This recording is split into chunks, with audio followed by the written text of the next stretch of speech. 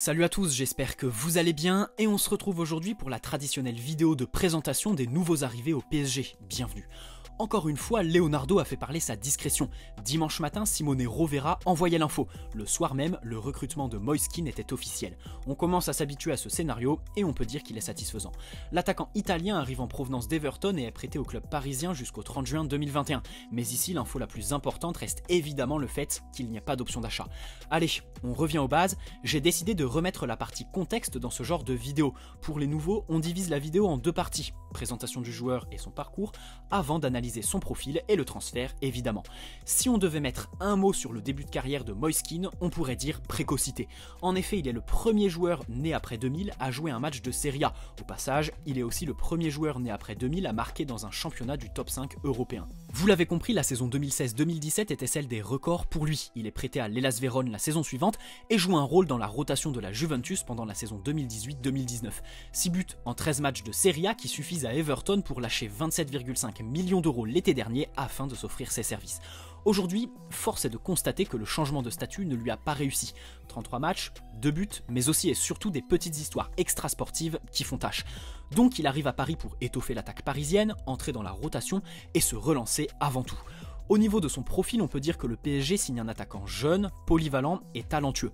En effet, il est capable de jouer dans l'axe ou sur une aile. Forcément, quand tu es dans la rotation du PSG, c'est toujours mieux d'être polyvalent et on sait tous que Tourelle aime ça. Son jeu se caractérise par sa mobilité et son activité incessante avec un idéal de disponibilité bien sûr.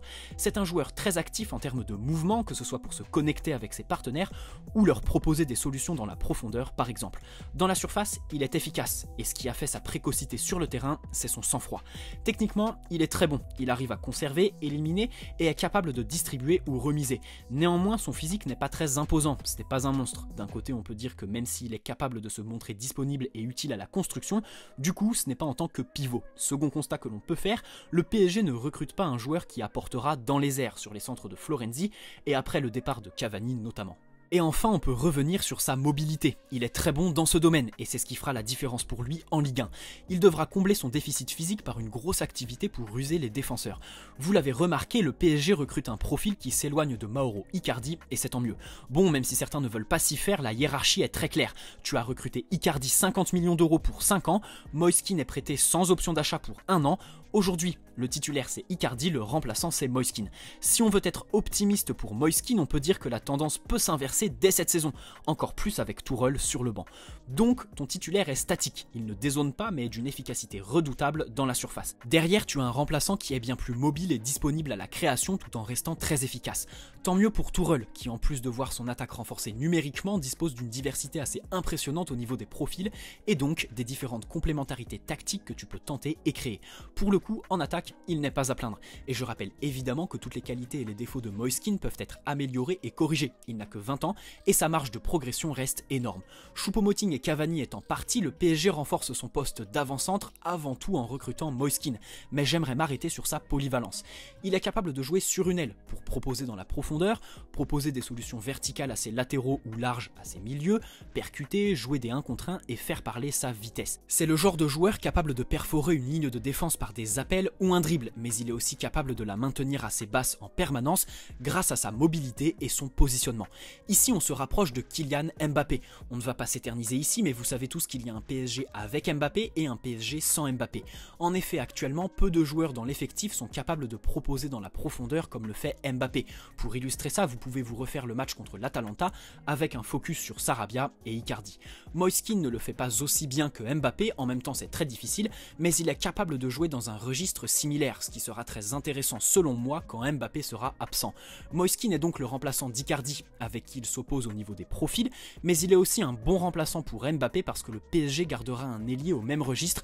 En termes de niveau évidemment, on ne discute pas. Bon, on a fait le tour du terrain, maintenant on en sort pour aborder un point sensible avec Moise Kean. En effet, en dehors du terrain, ce n'est pas ça.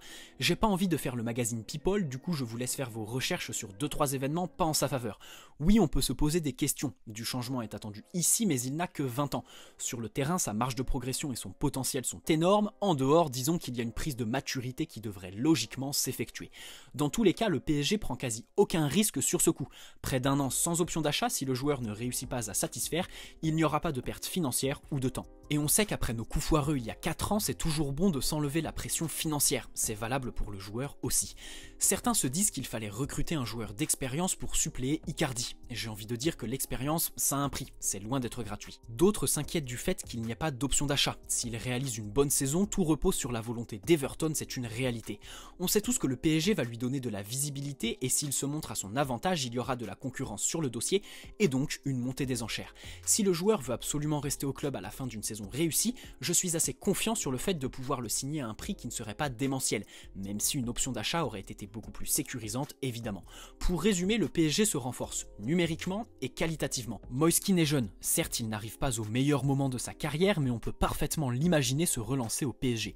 À l'image de Sarabia cette saison, sa polyvalence lui augmentera son temps de jeu.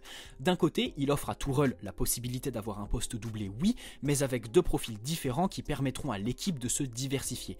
De l'autre côté, on peut l'imaginer remplacer Mbappé quand il sera absent, histoire que l'équipe garde tout de même cette prise de profondeur quasi permanente de la part d'un seul joueur qui permet de garder la ligne de défense adverse plus bas, ce qui crée plus d'espace entre les lignes pour des joueurs comme Neymar, ce qui évite de tomber dans le piège du hors-jeu que certains adversaires peuvent tenter, et surtout ce qui gêne les relances courtes de l'adversaire.